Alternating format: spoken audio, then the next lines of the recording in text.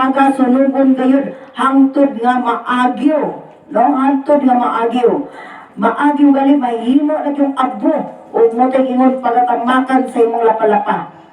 Ingon anak ka sakit ang mga hitabuon niya kapag paglaglag gayud sa salaog sa mga makasasala. Pagaut-uton gayud sa kalayo hangtod kini maagyo.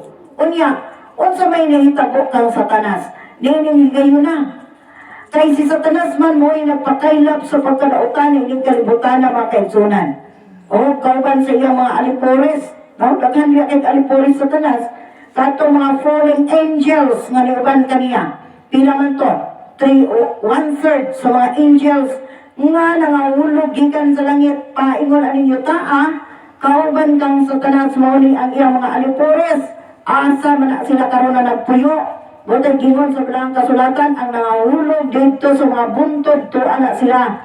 Mao na sila mga espiritu na sa mga buntod sa kakahuyan. Mao na sila mga espiritu na sa kakahuyan.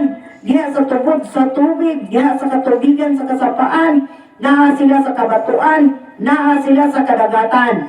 O niya kada nga mga espiritu mga kaigsuonan ginaludhan